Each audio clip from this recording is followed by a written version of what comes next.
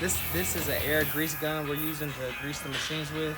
It helps grease the machines faster. If you don't have one, you can use a hand pump grease gun.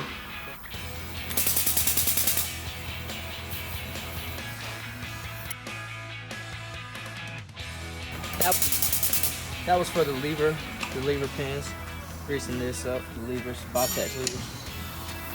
This is for the Bobcat pins. This is for the tip cylinder. You want to try to get it up there as straight as possible. As soon as you see the grease not taking, you want to try to reposition it. See now it's taking it.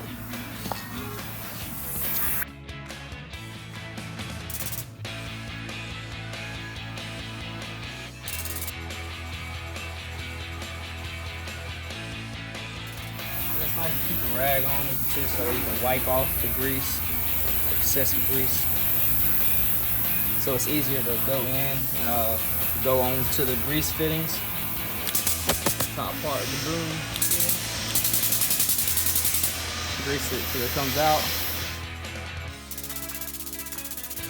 And everything's the same on the other side. So we're gonna repeat the same thing on the other side.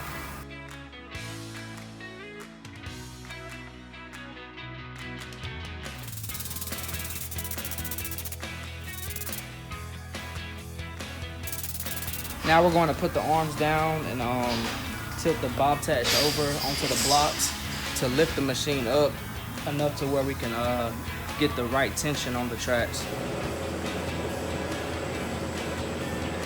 So the second to the last roller right here, this one right here, you will just enough room to slide your finger into. And this one right here, it's good, so we don't have to add any grease to that.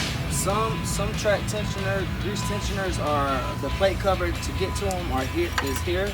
You don't loosen these bolts and you can slide it open.